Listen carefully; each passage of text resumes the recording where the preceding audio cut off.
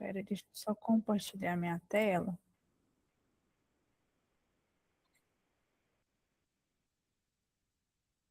Ok?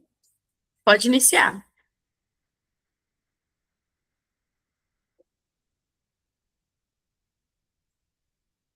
Deixa eu... Deu certo. Pessoal, boa noite, né? Vamos dar continuidade à nossa aula, a nossa matéria, né, de gerenciamento e controle ambiental. E hoje nós vamos falar um pouquinho sobre poluição do solo, né? O solo é uma camada superficial da crosta terrestre e é formado pela interação de fatores físicos, químicos ou biológicos, né, ao longo de um determinado tempo.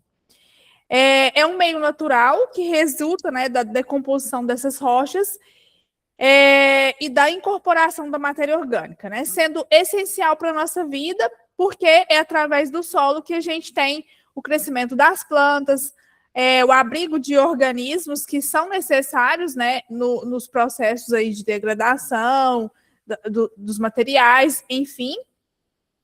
E esses organismos acabam participando dos ciclos ambientais que são importantes, né? E também o ciclo da água e o ciclo dos nutrientes também. Então, nós temos aqui embaixo, né, a imagem de 3 tipos de solo. Um solo mais argiloso, o outro solo, a segunda imagem, mais arenoso, e o terceiro solo, um solo que a gente chama de silt.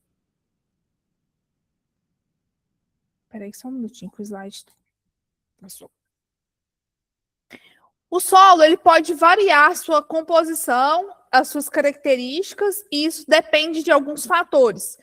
Por exemplo, o clima vai interferir, né, no nosso solo. Pode ser um clima mais úmido, um clima mais seco, né? Isso vai interferir no nosso solo. A topografia também é um fator muito importante que tem uma interferência bastante significativa. O material de origem e a atividade biológica que acontece nesse solo também. O tipo de matéria orgânica, o tipo de micro-organismos que a gente tem presente ali também vai interferir na composição e característica desse solo. E esse solo ele pode conter minerais, água, ar, matéria orgânica e muitos outros organismos vivos que contribuem para a sua fertilidade e estrutura também. Então, nós temos aproximadamente, né, 45% do solo composto aí por minerais, 25% composto por ar, 25% por água e 5% de matéria orgânica.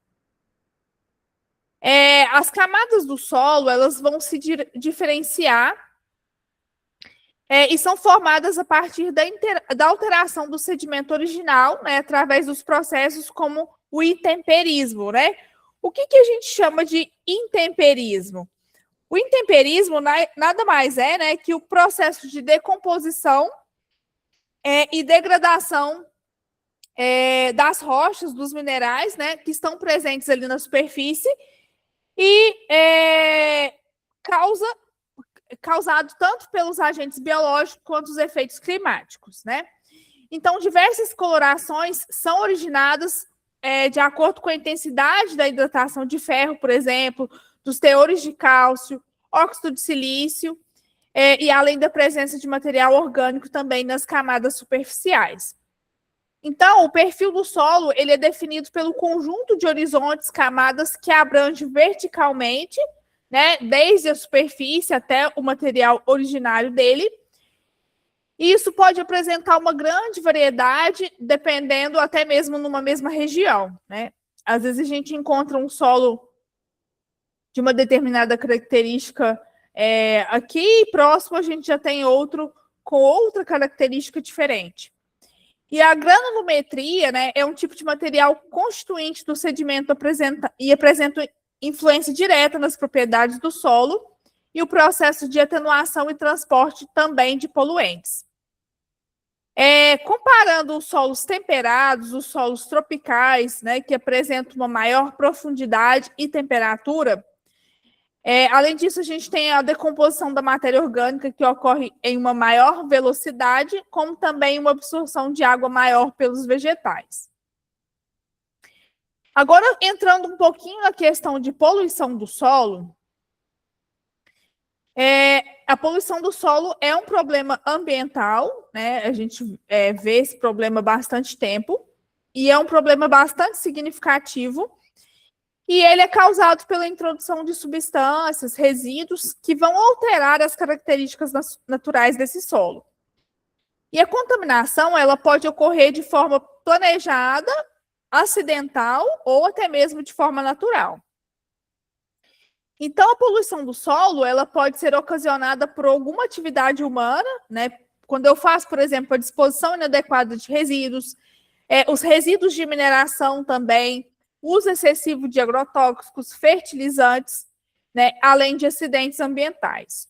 O solo, ele tem uma capacidade limitada de imobilizar impurezas e a decomposição continuada de poluentes, né? Que pode comprometer a sua qualidade e afetar a água subterrânea. Ah, mas se for uma grande quantidade de poluentes, será que esse solo vai conseguir fazer a decomposição desse material? Acho mais difícil, né? Então, por isso que a gente tem que evitar ao máximo, né, a poluição desse bem. E a poluição do solo, de acordo com a nossa legislação ambiental brasileira, né, ela é definida como a presença de substâncias químicas, resíduos sólidos, líquidos ou outros poluentes no solo, em níveis que vão prejudicar a nossa saúde, a nossa fauna, né, a flora, o meio ambiente como um todo, ou que vão tornar o solo inadequado para o uso agrícola ou industrial. Então, isso que a lei trata como poluição do solo aí, né? Às vezes a gente vê nas notícias, né, por exemplo, tombou tal carreta na estrada, né, com determinado tipo de produto, né, quais são as medidas que vão ser tomadas ali. Então, a gente tem que evitar ao máximo esse tipo de contaminação e, caso ocorra, né, as medidas devem ser tomadas para a gente tentar minimizar ao máximo esses impactos.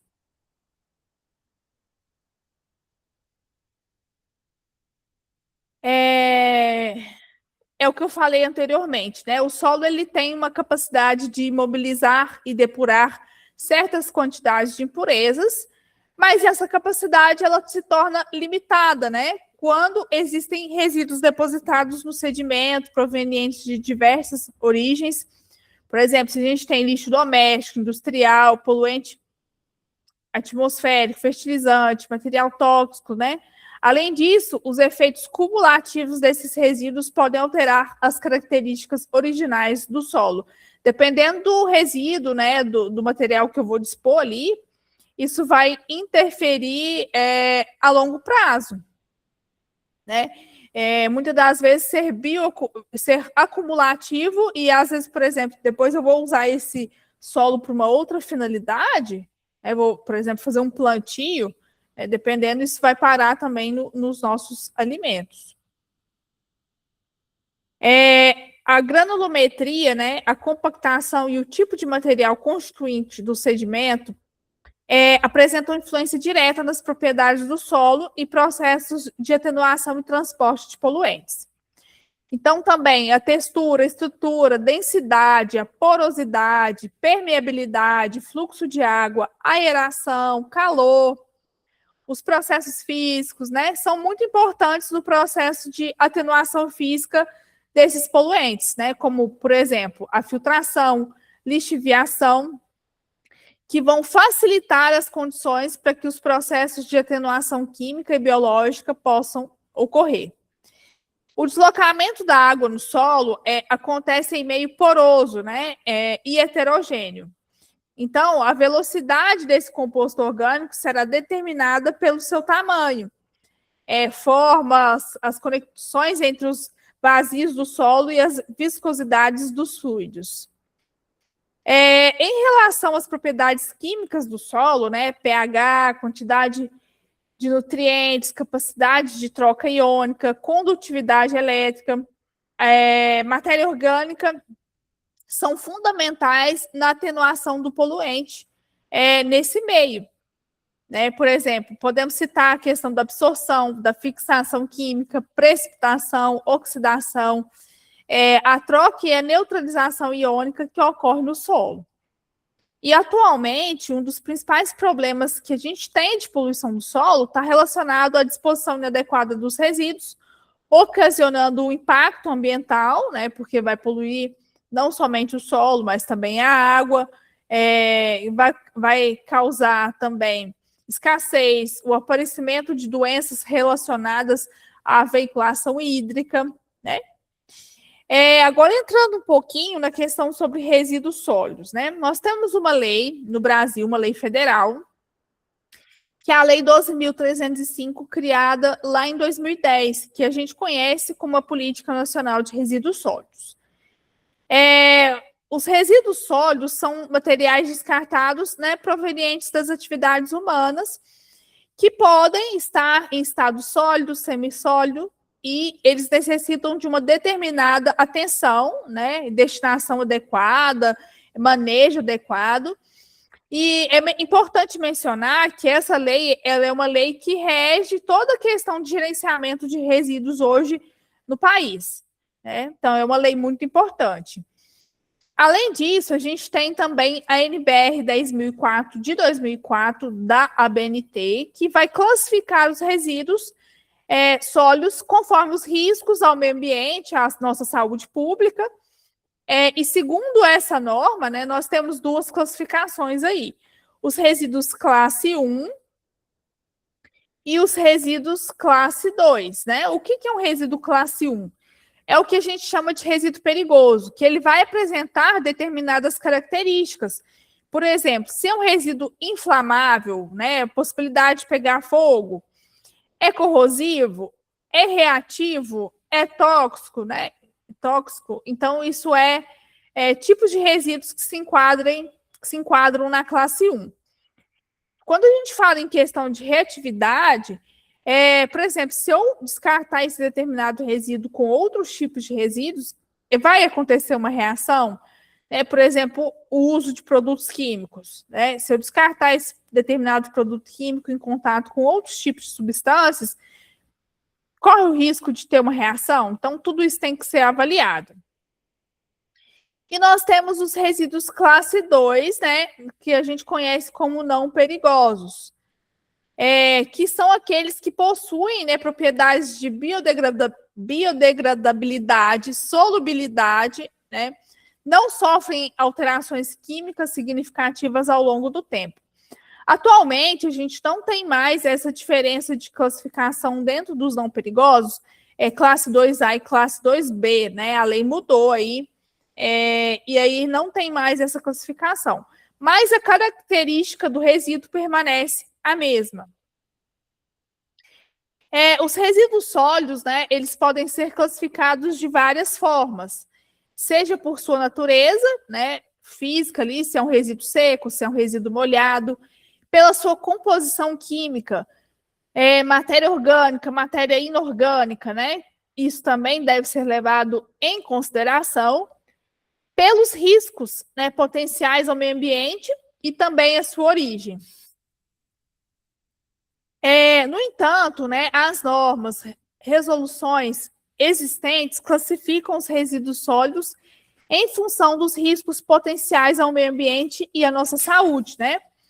Também em função da natureza e da origem. Nós temos também o que a gente conhece como rejeito. O que é o rejeito, né?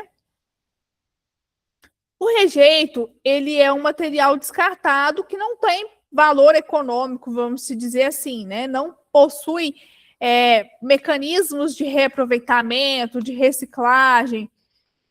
No contexto aí ambiental e industrial, né, os rejeitos eles podem ser sólidos, líquidos, gasosos, né, e frequentemente apresentam características tóxicas, inflamáveis ou corrosivas, né. A gente ouve muito o termo rejeito, né, na questão da mineração, né, tudo aquilo que não é beneficiado, né, não se torna aí, vamos dizer assim, não serve como minério, né? A gente conhece como, depois de beneficiado, passa pelos processos de usina e tudo mais, o que sobra é o rejeito que vão para as barragens, né? O que a gente conhece hoje tem mais familiaridade, vamos dizer assim. Agora, falando um pouquinho sobre os resíduos urbanos, sólidos urbanos, né?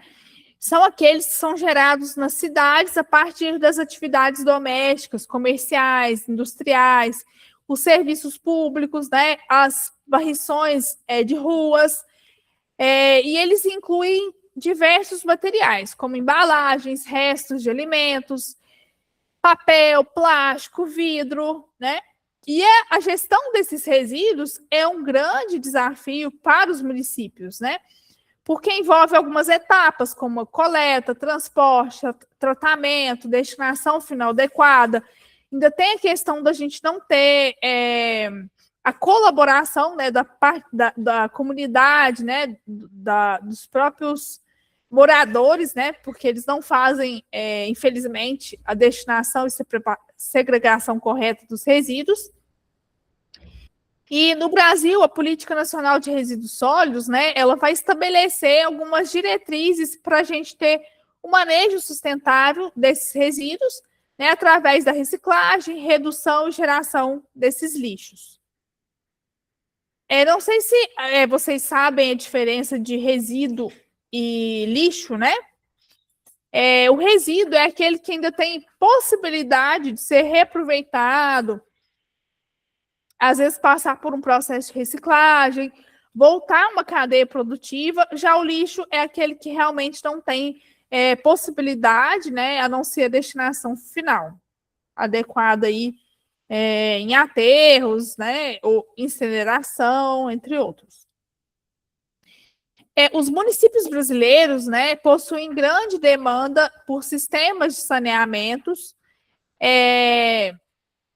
De acordo com o IBGE, né, no Brasil ainda persiste a falta de tratamento, disposição final adequada, né, porque ainda é precária desses resíduos, causando problemas que envolvem desde os aspectos sanitários, problemas ambientais também, econômicos, sociais, porque a gente vai ter disseminação de doenças, contaminação do solo, contaminação das águas subterrâneas, águas superficiais, poluição do ar pelo gás metano gerado ali no processo de decomposição desse material,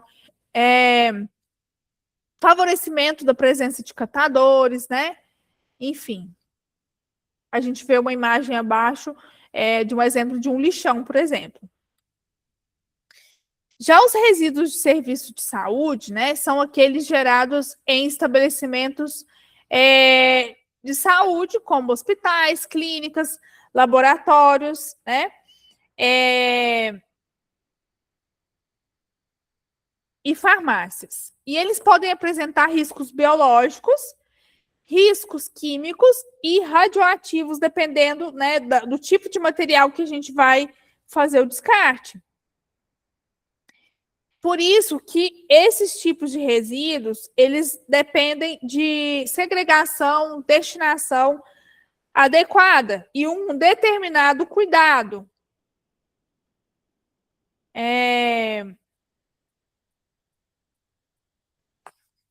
A gente tem uma resolução, né, que é a 222 de 2018 da Anvisa, que vai estabelecer boas práticas de gerenciamento de resíduos de saúde, né, incluindo desde a sua segregação, acondicionamento, transporte, tratamento e destinação final adequada. E a gente tem alguns grupos, né, de classificação desses resíduos. Por exemplo, o grupo A, o que vai se enquadrar no grupo A de resíduos de saúde? São aqueles resíduos que têm potencial infectante, bolsas de sangue, né, por exemplo. O grupo B são os resíduos químicos perigosos, né, medicamentos que não vão ser mais utilizados. Resíduos radioativos, por exemplo, se enquadram no grupo C. Materiais usados nos exames de medicina nuclear, raio-x, entre outros, né? O grupo D são os resíduos comuns, né, sem risco biológico ou químico, né, que são os papéis, embalagens. O grupo E são os resíduos perfuro-cortantes, agulhas, bisturis, né? E o gerenciamento adequado desses resíduos é essencial para a gente evitar impactos ambientais impactos também na saúde pública. Porque se uma pessoa entra em contato com um determinado tipo de resíduo desse, né, ela pode se contaminar, né, acabar ficando doente aí. A norma, ela estabelece que os processos de segregação, acondicionamento, armazenamento, transporte, tratamento e destinação final sejam, né, adequados aí dentro do que a lei pede. Agora, falando um pouquinho sobre resíduos sólidos industriais, né? O que é um resíduo sólido industrial? São aqueles que são gerados por atividades produtivas em indústrias, né? Podendo incluir aí os materiais como metais, plásticos, os produtos químicos, borracha, vidro. Eles podem ser classificados de acordo com a sua periculosidade, de acordo com a NBR 10.004 de 2004, que é uma norma da ABNT, e a gente tem aí duas classificações, né? Perigosos, que apresentam características de inflamabilidade, corrosividade, reatividade, toxicidade, né? Exemplo que a gente tem aí são os solventes químicos, os resíduos contendo metais pesados, né? Que muitas indústrias geram esse tipo de resíduo. O classe 2, a gente tem os não perigosos, né? Que são aqueles que sofrem decomposição, né? Como restos de alimento, papel, não sofrem alterações químicas significativas, né? Por exemplo, é o caso do vidro, do plástico, né? E a gestão adequada desses resíduos é essencial para minimizar os impactos ambientais e garantir a segurança pública. Os resíduos sólidos da construção civil são materiais descartados durante as obras, né? Seja reforma, demolição. Isso inclui o quê? Quais tipos de materiais? Tijolos, concretos, metais, madeira, vidro, plástico e outros tipos também. E na resolução CONAMA, né, que é uma lei, uma resolução que a gente tem no federal também, 307, criada em 2002, ela vai estabelecer algumas diretrizes também para a gestão desses resíduos e vai classificar, né, em 4 categorias aí. O classe A, que são os resíduos reutilizáveis ou recicláveis, como concreto, os tijolos. Classe B, né, os materiais recicláveis, né, para outras destinações, como plástico, papel, metal. O classe C, que são os resíduos sem tecnologia viável, né, para processo de reciclagem, como lixas, panos, né, esses a gente não consegue voltar ao processo produtivo. O classe D são os resíduos perigosos, como tintas, solventes e contaminantes. Então, também exigem, né, um manejo adequado para a gente reduzir os impactos ambientais, promover a sustentabilidade dentro das atividades da construção civil. Agora, falando um pouquinho sobre lixão, aterro controlado e aterro sanitário, né? Na primeira imagem, nós vemos o lixão. O lixão é a forma mais inadequada que a gente tem para descarte dos resíduos, onde o lixo é depositado a céu aberto, sem controle, causando a contaminação do solo, da água, do ar, e além também de atrair vetores, né, de doenças aí. Já o aterro controlado, ele é uma alternativa que não é nem muito errada, mas também não é certa, né? Que fica aí intermediária entre o lixão e o aterro sanitário. Nele, o lixo ele vai receber uma cobertura de terra para reduzir o impacto ambiental, mas não tem impermeabilização, nem tratamento adequado do chorume que é gerado no processo de decomposição desse material. Já o exemplo que a gente tem na segunda foto. Já o aterro sanitário, né, é uma forma mais segura e ambientalmente adequada para a gente destinar os resíduos, porque possui um solo impermeabilizado, evita a contaminação do solo, né, há sistemas de drenagem para o tratamento do chorume, né, então todo o líquido gerado ali no processo de decomposição desse material, existem canaletas, né, direcionando esse material, por exemplo, uma lagoa de tratamento, né? Os gases gerados também nessa decomposição dos resíduos também têm são armazenados de forma correta, né? Muitos aterros têm a queima desse gás, né? E através disso a gente tem o biogás, né? Também aí temos uma foto na terceira imagem aí, o exemplo de um aterro sanitário. A Política Nacional de Resíduos Sólidos, ela é instituída pela Lei 12.305, né, que vai estabelecer diretrizes para gestão, classificação desses resíduos no Brasil. E a classificação dos resíduos é feita com base na sua origem, os riscos que eles apresentam ao meio ambiente, à nossa saúde, de acordo com a Política Nacional de Resíduos Sólidos, né? Nós temos algumas classificações. Resíduos domiciliares são aqueles gerados, né, nas residências, estabelecimentos comerciais, como restos de alimentos, embalagens, papel. Os resíduos industriais são originados aí dos processos produtivos, podendo ser perigosos ou não, vai depender da sua composição. Os resíduos de serviço de saúde, que são gerados nos hospitais, clínicas, laboratórios, né, exigem um tratamento especial devido ao risco biológico.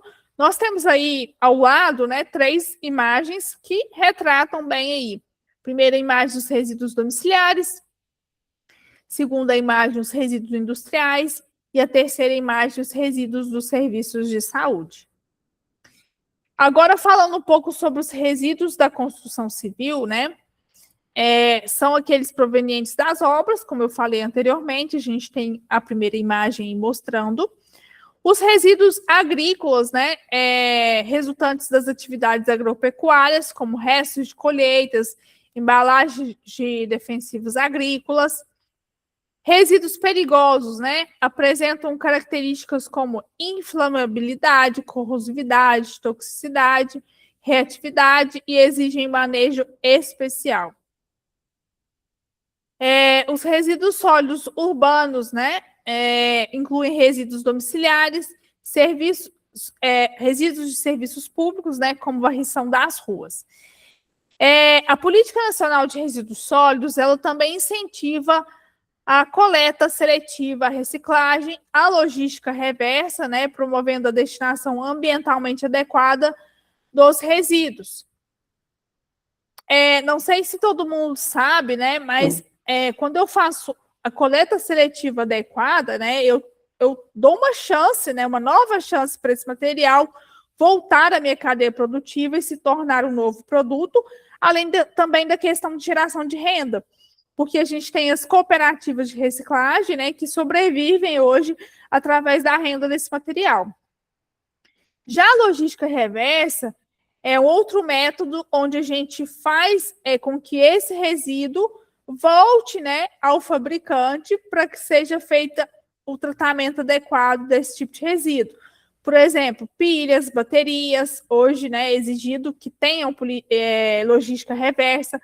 A questão dos defensivos agrícolas, né, as embalagens também têm que ser devolvidas aí ao fabricante. A Política Nacional de Resíduos Sólidos, né, ela também define que a coleta seletiva, como a separação prévia dos resíduos, aconteça conforme a sua constituição ou composição também desse material. Então, essa separação ela vai facilitar a reciclagem, a destinação ambientalmente adequada, e ela pode ser classificada de diferentes formas, né, dependendo da abordagem adotada pelos municípios, pelas empresas responsáveis aí pela gestão desses resíduos, né?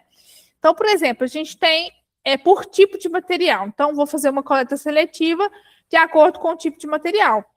Papel, plástico, vidro, metal, orgânico, né? Restos de alimentos, podas de árvores. Isso é o mais comum que a gente vê hoje, né? Na questão de segregação de resíduos. E também por origem, né? Que é outro método, que é quando a gente faz a separação por resíduos domiciliares, comerciais, industriais, serviços públicos, e por sistemas de coleta também, que é porta a porta, né, onde tem pontos de entrega voluntária e cooperativas de reciclagem também. A PNRS, né, incentiva a implementação da coleta seletiva por parte da gestão integrada de resíduos sólidos, onde promove a responsabilidade compartilhada entre os cidadãos, empresas e os governos. A Política Nacional de Resíduos Sólidos, né, ela também estabelece, né, um código de cores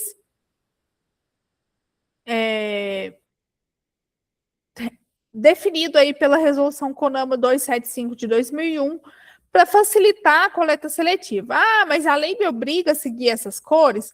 Não, ela não te obriga, né? Mas é uma padronização sugestiva, né? Hoje, onde a gente vai, a gente vê que o vermelho é plástico, o azul é papel, né? Então, isso serve para padronizar. Né? Então, hoje a gente tem o azul para papel e papelão, vermelho plástico, o verde para o vidro, amarelo metal, preto madeira, laranja resíduos perigosos, brancos resíduos dos serviços de saúde, o roxo resíduos radioativos, marrom resíduos orgânicos, os cinzas resíduos não recicláveis ou contaminados, né? Então, essas cores ajudam aí na padronização e facilitam a separação desses resíduos, o que nos ajuda a promover o processo de reciclagem. A coleta seletiva, ela segue etapas. Até a destinação final desses resíduos, né? Então, a gente tem algum passo a passo a ser seguido, né? Por exemplo, o primeiro passo é a separação na origem. Os resíduos, eles são separados pelos geradores, né? Ou seja, na minha casa, na minha empresa, né? Nas indústrias, conforme a sua composição, né? Plástico, papel, vidro, metal, orgânico e rejeito. Depois a gente tem uma outra etapa, que é a coleta e transporte, né? Que é quando os resíduos são recolhidos por caminhões específicos, levados para centrais de triagem, né? Ou unidades de processamento. Depois a gente tem o processo de triagem, né? Que os materiais recicláveis são separados manualmente e mecanicamente para facilitar o reaproveitamento, né? Então, às vezes a gente não tem uma separação 100%, né? Aí por isso que a gente tem o processo de triagem. Já o processamento e reciclagem, né? É quando os resíduos recicláveis são transformados em matéria-prima para novos produtos. Temos também a questão do tratamento dos resíduos orgânicos, né? O resíduo orgânico ele pode ser compostado e também utilizado para geração de biogás. E quando não é possível fazer reciclagem, né? Não é possível eu tratar esse resíduo de alguma outra forma, como o caso do resíduo orgânico, eu tenho a destinação final, né? Que é os rejeitos que não podem ser reaproveitados, são encaminhados aí para os aterros sanitários como forma de disposição ambientalmente adequada e controlada. Aqui a gente tem um modelinho, né? De como que funcionaria o ciclo, né, dos resíduos, né? A gente tem, por exemplo, o primeiro passo é o descarte, né? É onde eu faço a segregação na minha casa, vem a coleta seletiva, leva o meu material e separo também o resíduo que não é reciclável, né? Então, isso tudo entra na etapa de descarte. Depois a gente tem a coleta e transporte, onde a prefeitura ou uma empresa terceirizada, ou um catador, ou uma cooperativa de reciclagem coletam esse material, né? E aí a gente tem a triagem, né, ou recuperação, que são as cooperativas, galpões municipais, né, que fazem a separação desse material.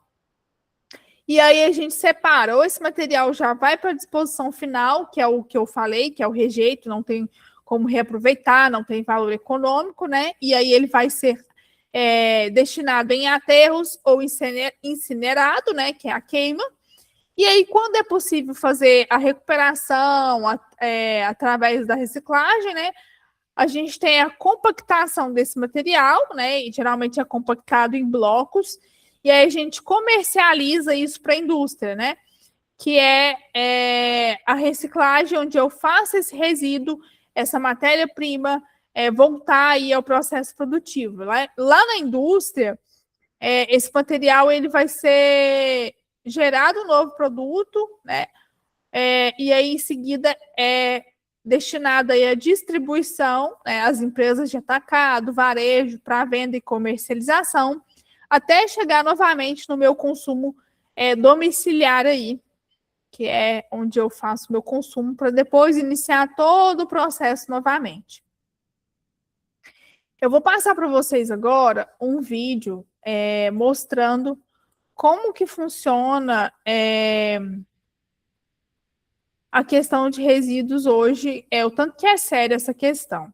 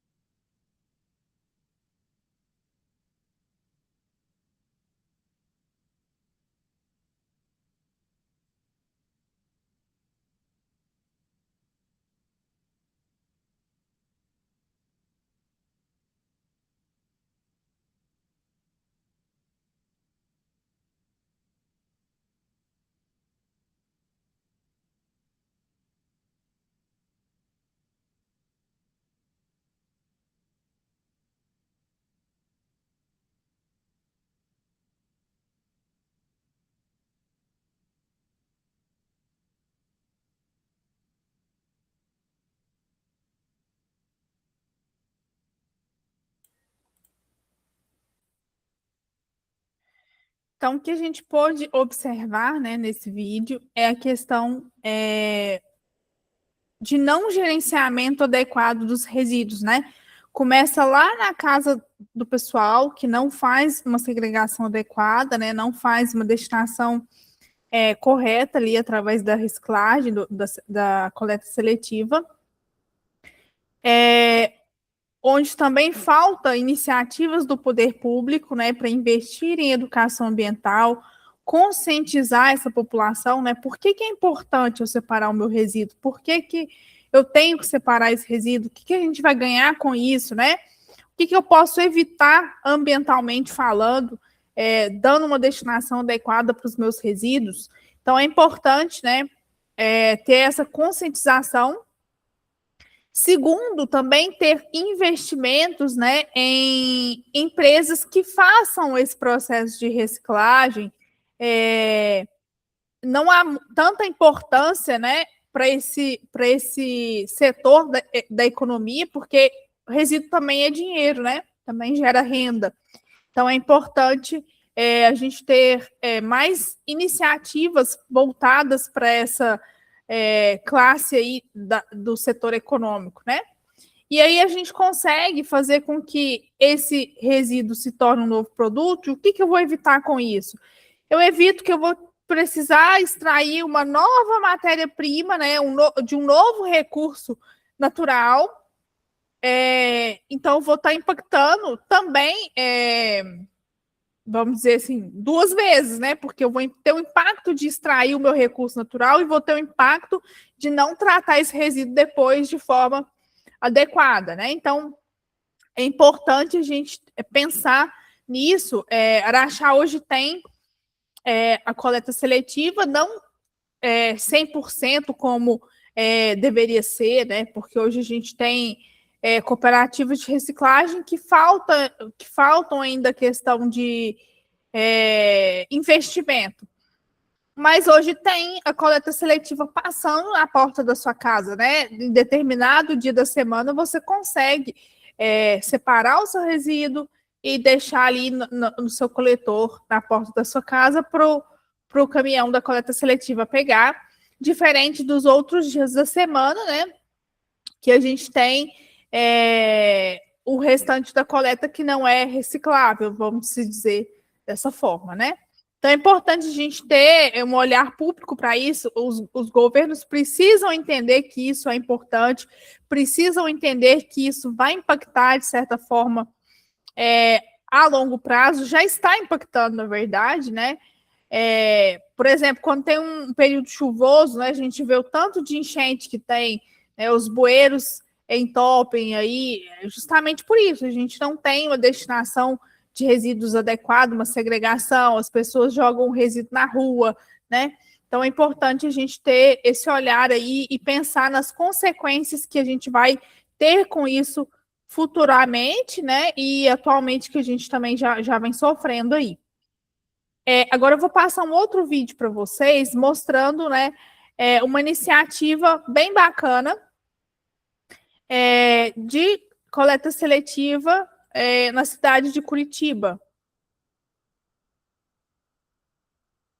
Peraí, deixa eu...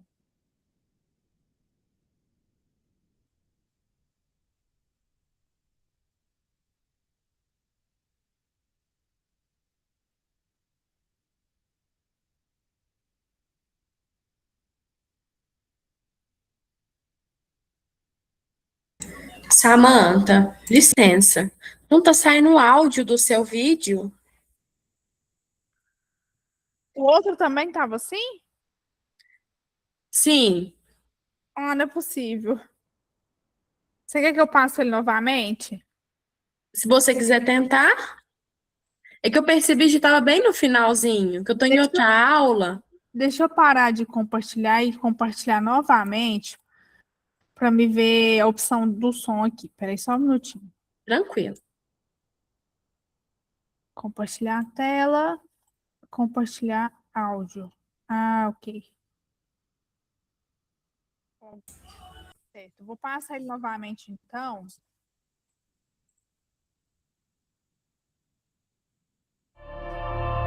Agora tá saindo. Obrigada. Por nada. 5 anos depois da criação da Política Nacional de Resíduos Sólidos, o Momento Ambiental volta ao tema para mostrar que boa parte desse conjunto de regras e diretrizes ainda não saiu do papel. Uma pesquisa recente ajuda a entender o comportamento da população e destaca o mau exemplo de Brasília. O que acontece aqui na capital federal é a prova de que ainda temos um longo caminho pela frente.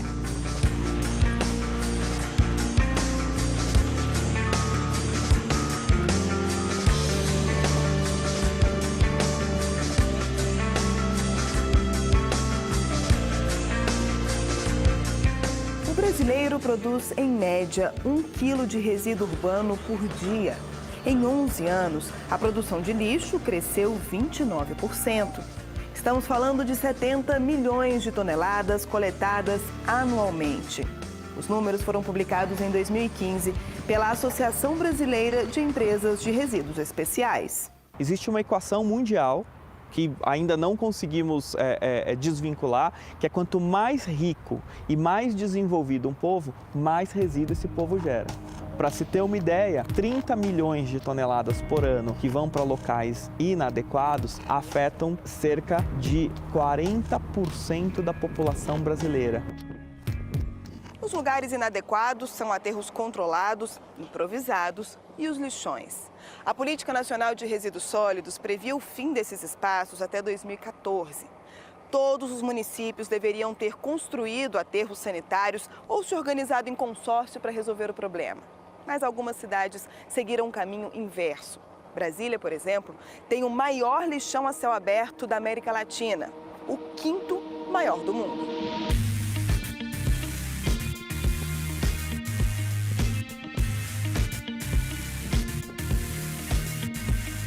O lixão nunca foi permitido. Nós temos desde a Política Nacional do Meio Ambiente, que data de 81, a Constituição Federal, depois a Lei de Crimes Ambientais em 98, essa forma de disposição dos resíduos regentes, nunca foi admitido o lixão. Mas aqui ele existe há 50 anos e recebe cerca de 2.700 toneladas de resíduos por dia. 2.000 pessoas trabalham no lixão da Estrutural de forma totalmente irregular. Normalmente quem trabalha aqui é quem não tem escolaridade, está desempregado, ou até mesmo para complementar a renda, né? Porque às vezes trabalha em uma determinada função, não ganha o suficiente para ter o custo para custear a família, e aí eles vêm para cá para tirar um valor a mais.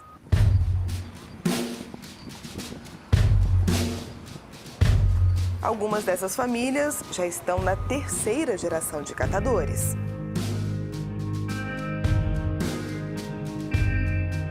Está enganado quem pensa que construir aterros sanitários de acordo com todas as normas técnicas é o suficiente para acabar com os lixões. A mudança deve vir acompanhada de alternativas para quem vive da coleta de resíduos. As pessoas que trabalham aqui precisam continuar exercendo a atividade. A sociedade depende dos catadores para colocar em prática a reciclagem e, claro, para diminuir o impacto do homem no meio ambiente. A gente também é um agente ecológico que está ajudando a sociedade, está ajudando a natureza, o ambiente. E a gente começa a abrir a visão que a gente realmente a gente presta um serviço que está favorecendo a outras gerações, futuras gerações.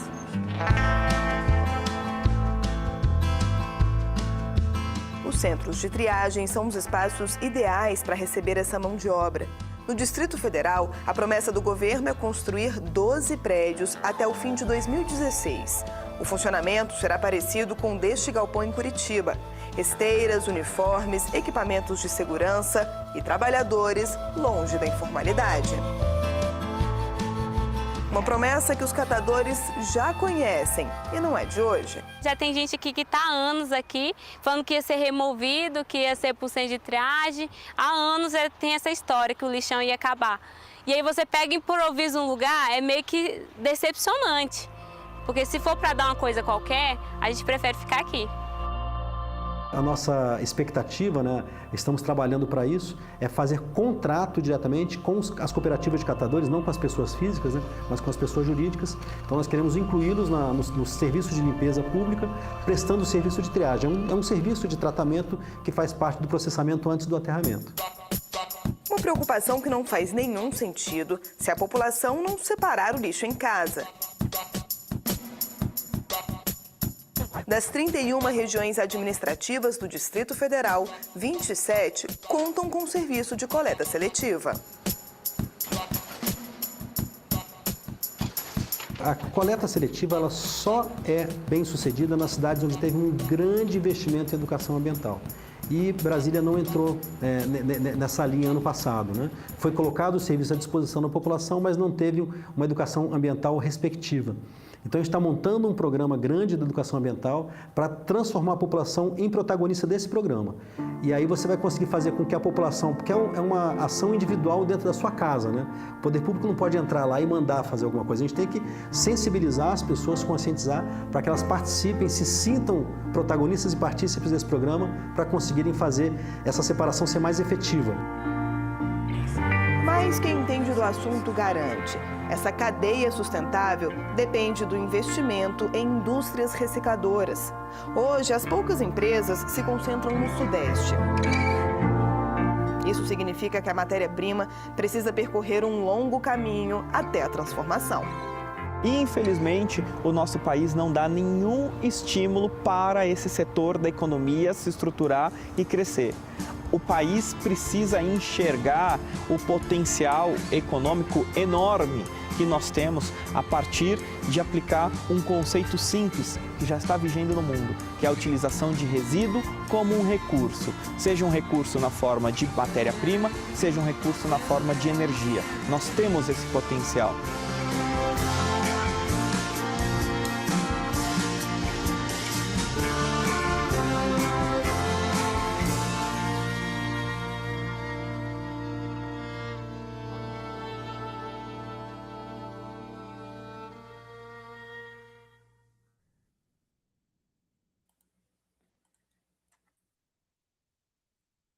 Bom, eu já tinha comentado sobre esse vídeo, agora eu vou passar o outro vídeo para vocês verem.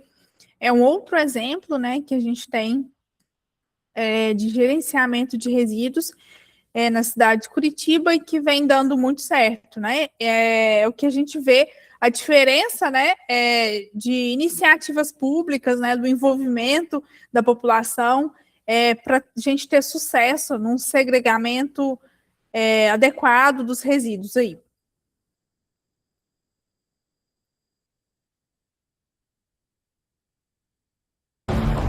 O que é feito com ele, para onde ele vai?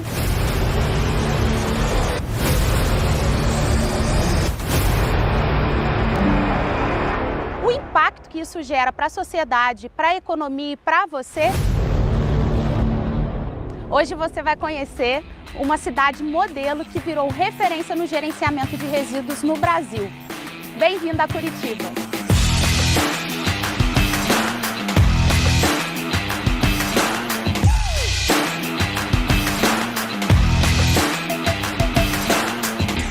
A população de Curitiba, ela é muito crítica e ela nos cobra bastante. Então, eu digo que nós temos em cada cidadão curitibano um fiscal da limpeza urbana. E isso para nós é bom, porque o município não consegue estar atento em todos os lugares, a olhar todas as vias da cidade. E quando o cidadão nos liga ou aciona um 156 dizendo que em tal lugar precisa ser melhorado, de imediato a gente se dirige para fazer uma avaliação e adotar as medidas cabíveis. Historicamente, Curitiba foi uma das primeiras cidades a implementar a questão da separação do lixo reciclável, né? Então isso vem de casa, a gente traz desde criança, né? A criança cobra o pai que faz com que faça a separação correta.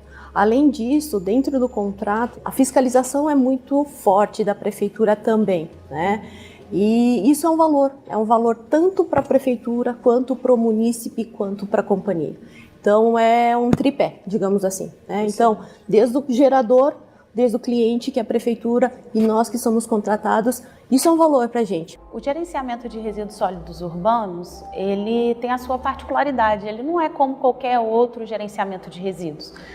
Dentro de uma casa, por exemplo, você tem inúmeros tipos de resíduos sendo gerados, como, por exemplo, medicamentos, agulhas, né, para quem faz uso de medicação contínua, você tem recicláveis, você tem o lixo orgânico. Imagina lá só quantas cascas de vegetais, quantas sobras que acabam não acontecendo numa cozinha, né? Então, todos esses resíduos, eles recebem um tipo de armazenamento, um tipo de transporte, um tipo de tecnologia de destinação final correspondente à sua característica. Esse processo ele vai depender muito do tipo de resíduo que a gente está falando. Mas vamos usar como exemplo o lixo comum, que todo lar, toda casa gera esse tipo de resíduo. Então a senhora vai lá colocar o seu resíduo para fora da casa dela e ela acha que o problema ali acabou, né? Na verdade, ele é só o começo, realmente. Vem o coletor, ele faz essa coleta desse resíduo. Esse transporte, normalmente, ele é direcionado para uma unidade de tratamento, né? No caso do lixo comum, a maioria dos municípios acabam realmente indo para aterro sanitário e é onde ele recebe essa disposição final adequada. Mas cada resíduo vai receber um tratamento conforme a sua característica e periculosidade. Chegou a conta jovem do BTG, a primeira conta bancária dos seus filhos. Baixe o app.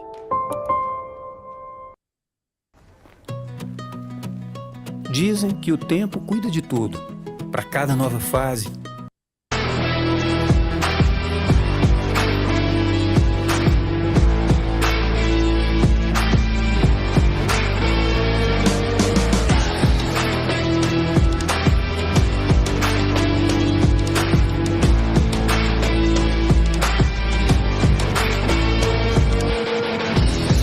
A Estre é uma empresa de soluções ambientais, fundada em 1999. De lá para cá veio aumentando seu escopo na área ambiental e hoje ela trabalha na cadeia completa do resíduo, que é desde o gerenciamento dentro da indústria, coleta do resíduo, transporte, tratamento, valorização e destinação final em aterro sanitário. Então, além dessa cadeia do resíduo, tem a questão também da limpeza pública, né, de serviços para as prefeituras, como a gente faz aqui em Curitiba, que é coleta do resíduo domiciliar, coleta do resíduo da coleta seletiva, varrição mecanizada e limpeza especial, que é basicamente poda.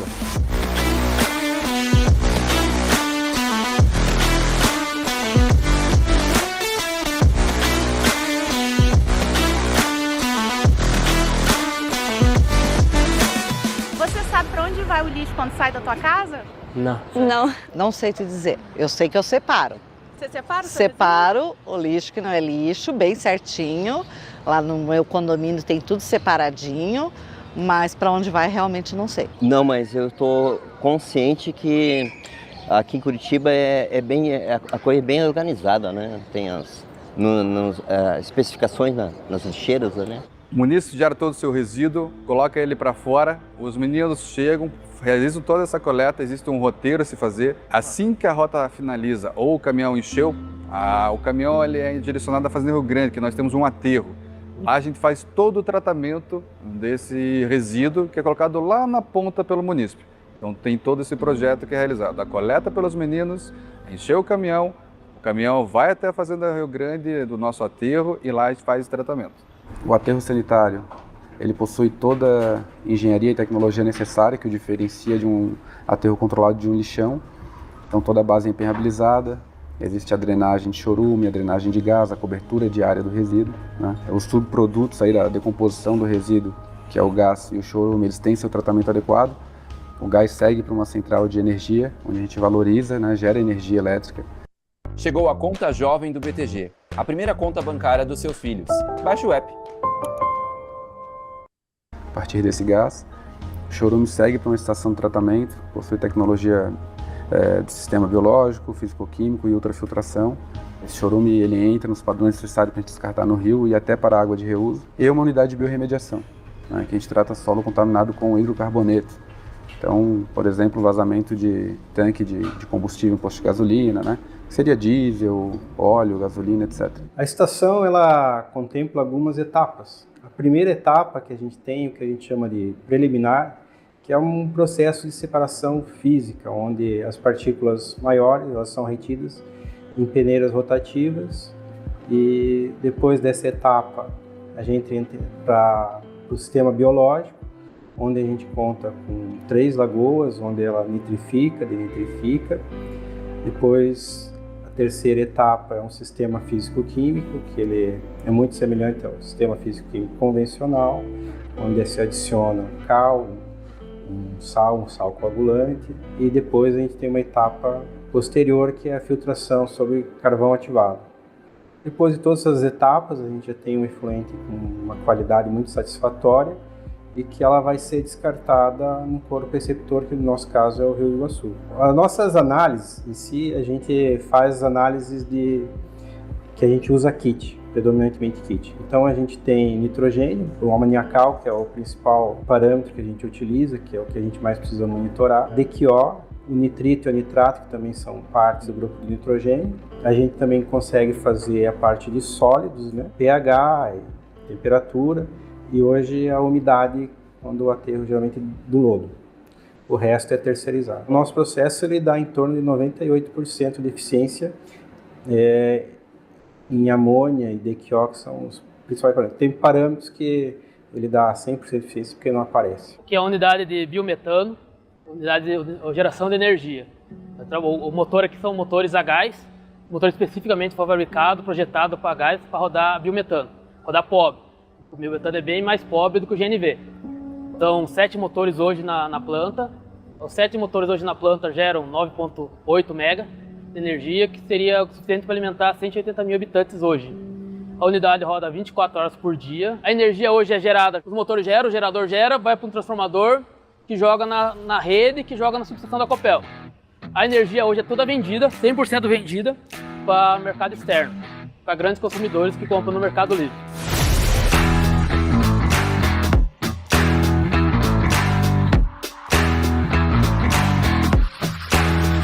Por que esse iogurte é tão gostoso, mãe? Porque ele é feito com o melhor leite de Minas. Gostou do iogurte? Só vai leite e uma pitadinha de fermento. E como você tá tão bom? É a vitamina Y, o jeitinho mineiro da Itambé. Itambé Natural Milk, 2 ingredientes, muito sabor.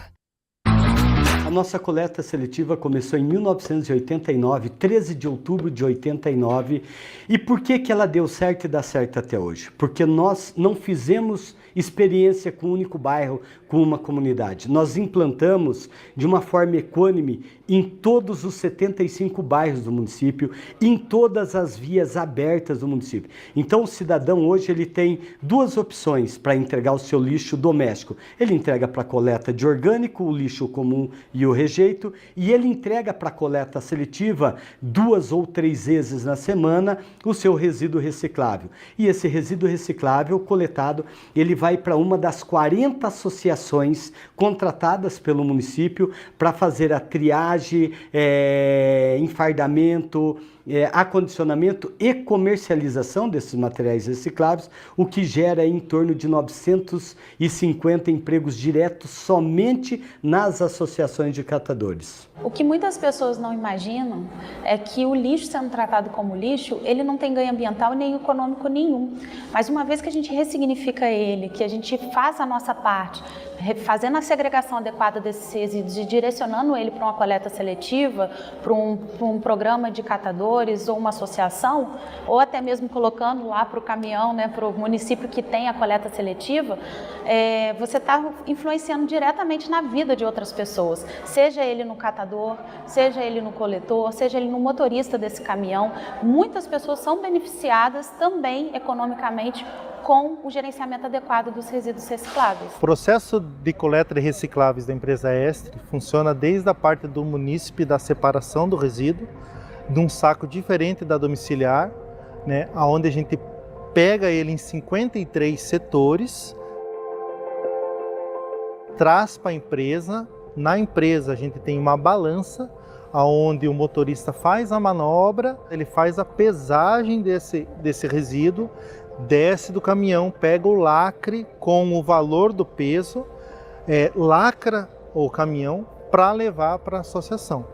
Os coletores vão junto com ele, daí lá na associação eles descarregam esse caminhão para dar o destino final desse resíduo. São 53 caminhões diariamente. São 2 turnos de trabalho, 26 no diurno, mais 27 no vespertino, totalizando os 53 diariamente. O caminhão chega ali, joga o material, daí vai para a esteira, daí a gente tem, cada um tem sua função de separar, por ordem, PET, latinha, papelão e assim vai.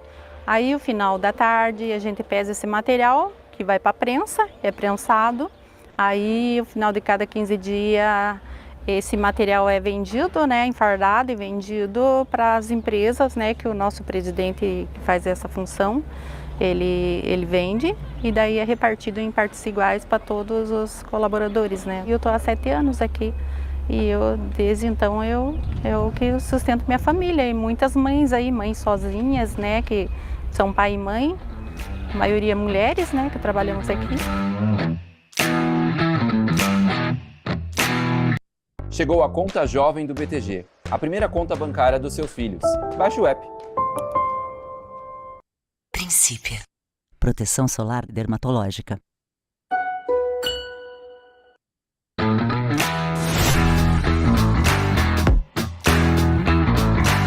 A equipe de varrição hoje é composta por aproximadamente 550 pessoas. Então, assim, é um número bastante grande, nós estamos espalhados por Curitiba inteiro, né? Não temos só essa central aqui, temos outros postos instalados por aí, né? No qual nós distribuímos os varredores de acordo com a demanda e com a necessidade de varrição. O processo de varrição aqui na empresa extra, né, funciona da seguinte forma. O varredor chega, né, ele vai para o vestiário, faz a troca do uniforme, registra o ponto, né, toma o café, né, e a partir daí o líder organiza essas pessoas para que eles possam sair para os seus determinados setores, né, cada um pega o seu carrinho, né, se direciona até o portão, eles pegam a quantidade de saco necessária que supostamente eles vão usar no decorrer do dia e a partir daí começa-se o serviço de varrição. E aí, né, dentro do carrinho tem um saco, né, que eles dispõem para poder colocar os resíduos que eles vão varrer. Deu uma quantidade X lá que não ultrapassa um limite de peso para que eles possam, né, manusear e também cuidar de quem vai fazer essa coleta, né? Faz a amarração do saco certinho, expõe num lugar seguro para evitar que pessoas passem e tropeçam nos sacos, né? Um ponto onde não tem estacionamentos. E aí, a partir daí, esse material fica exposto, consequentemente o caminhão da coleta passa e faz a coleta desse resíduo. Hoje, tanto nossos fiscais, quanto o nosso carregado, quanto os fiscais e líderes da empresa contratada, eles olham para as vias públicas com esse olhar exigente, com esse olhar de carinho, com esse olhar de excelência na limpeza da cidade. Por quê?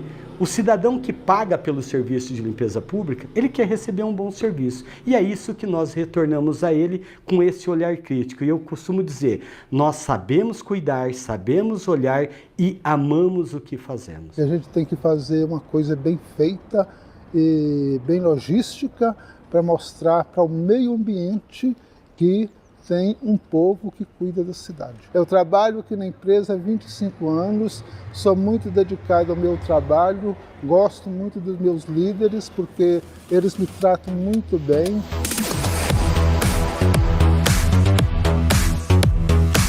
Chegou a conta jovem do BTG, a primeira conta bancária dos seus filhos.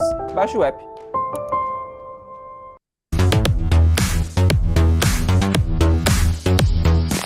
O gerenciamento de resíduos de serviço de saúde, ele é muito importante porque a gente está falando de um resíduo infectante, ou seja, ele é passível de transmissão de doenças.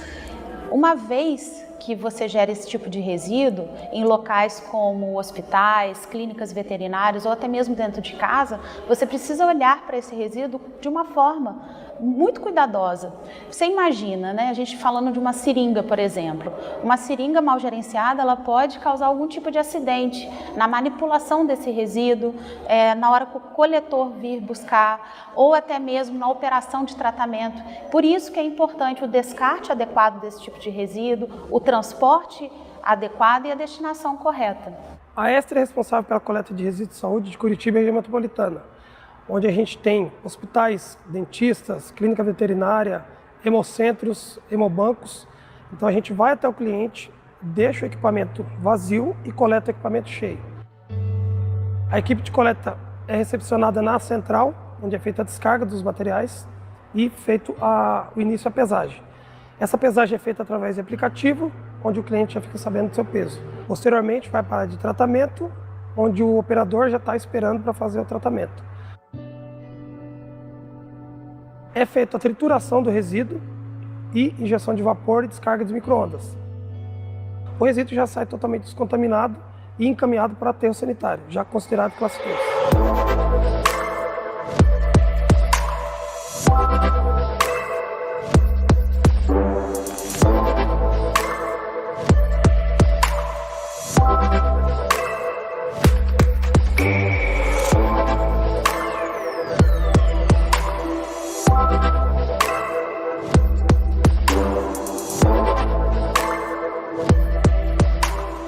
O município de Curitiba tem uma vasta gama de serviços públicos na área de limpeza urbana. Vou citar alguns. Limpeza de rios, limpeza de feira livre, varrição manual, varrição mecanizada, varrição manual com repasse, varrição manual sem repasse, coleta de resíduos vegetais, coleta de entulho, os ecopontos, que são os locais onde a população pode levar determinado tipo de resíduo. E toda essa gama de serviço dão hoje emprego para aproximadamente 3.500 pessoas no município de Curitiba. Então, é uma área de serviço de bastante expressão no município.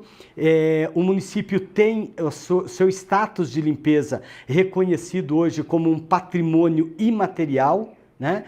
E que faz com que todo esse exército, além de estar oferindo renda, estar gerando emprego, proporciona a Curitiba um ambiente limpo, um ambiente agradável, de uma cidade organizada, de uma cidade humana e acolhedora. Então a gente tem funcionários que trabalham na empresa desde 95, desde o início do contrato da Coleta Curitiba aqui da Cava, né?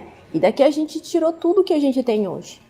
Né, que são as nossas casas, a gente sustenta as nossas famílias, né, então isso passa de geração para geração. Hoje a ES ela tem um programa, uma escolinha que nós chamamos aqui, ensino básico, ensino intermediário, né? Como que funciona isso? A gente incentiva que os nossos profissionais, eles busquem o aprimoramento, né, da educação para buscar uma melhor colocação, tanto dentro da companhia ou então próprio quando ele sair daqui, que ele esteja preparado para uma oportunidade aí que surja na carreira dele, né? O que ela busca além do desenvolvimento profissional também? Chegou a conta jovem do BTG, a primeira conta bancária dos seus filhos. Baixe o app. Princípio. Proteção solar dermatológica.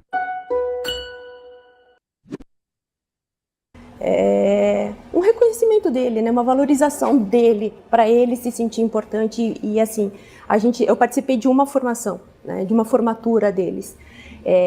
A alegria que é deles em conseguir obter essa formação é algo que não tem como a gente se explicar. É muito gratificante isso, né? Saio muito feliz da minha casa de madrugada e venho para o meu trabalho e volto feliz, alegre, satisfeito. Além de a gente se sustentar, a gente faz um bem à natureza, né? Que eu acho que é importante, né? Eu digo para vocês que nas minhas veias e nas veias de muitos colaboradores nossos, ao invés de sangue, corre chorume. Porque nós amamos o que fazemos, gostamos de trabalhar com resíduos, gostamos de prestar bom serviço na cidade e estamos sempre buscando aprender, a conhecer, a inovar e a melhorar os nossos serviços continuamente. Todo mundo acha que o lixo é o fim de uma cadeia, né? E pra gente da Ester não, é o começo de tudo.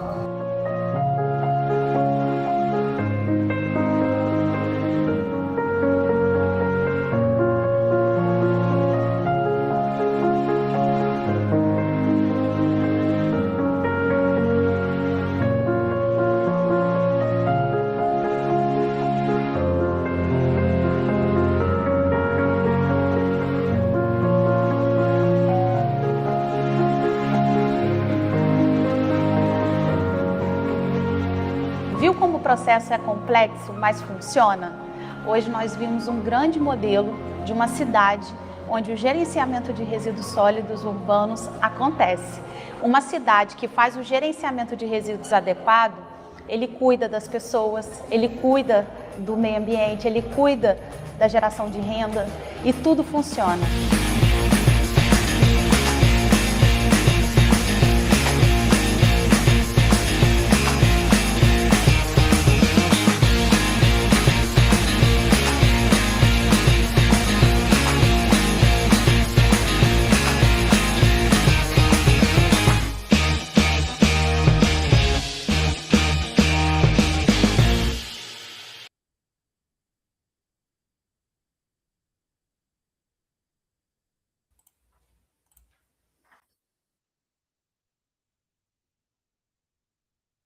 Pessoal, esse vídeo é muito importante, né, para mostrar para o quanto o gerenciamento de resíduos feito da maneira correta, né, tem os seus ganhos, né, tanto ambientais, sociais, né, e de certa forma muda, né, o nosso entorno, onde a gente está inserido e contribui para a preservação ambiental. Por hoje é só, né, muito obrigada, encerramos aqui a nossa matéria e boa noite.